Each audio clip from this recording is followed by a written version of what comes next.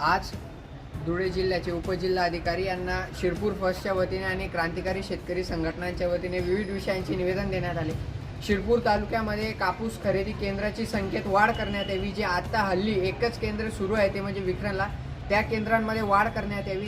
त्याच पद्धतीने अनेक वेळा जेव्हा शेतकरी आपला माल भरून त्या कापूस खरेदी केंद्रावरती जातो तेव्हा अनेक वेळा त्याचा माल परत पाठवला जातो, तर त्यातही प्रशासनाने सहकार्य करावा अशा पद्धतीचे निवेदन आम्ही स्थानिक प्रशासनालाही दिलेले होते आणि ते आज उपजिल्हाधिकारी यांना देखील दिलेले आहे। त्याच पद्धतीने शिरपूर तालुक्यातील अनेक शेतकऱ्यांचा पीक विमा, मग तो केळीचा पीक विमा असेल, विविध पीक विमे अजूनही थकीत आहेत, तर तो थकीत पीक विमा तात्काळ शेतकऱ्यांना परत देण्यात यावा।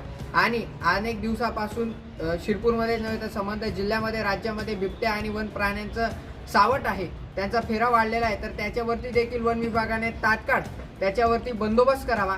आणि शेतकऱ्यांमध्ये भीतीचं वातावरण झालेलं आहे, रात्रीची लाईट असल्या कारणाने शेतकऱ्याला बाहेर पडावं लागतं, तर त्याचाही बंदोबस्त वन विभागाने करावा।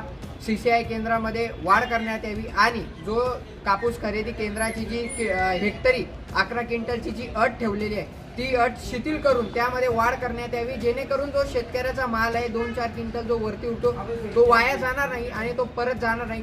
अशा पद्धतीचे निवेदन आज धुळे येथे उपजिल्हाधिकारी यांना आमच्या संघटनांच्या वतीने देण्यात आले।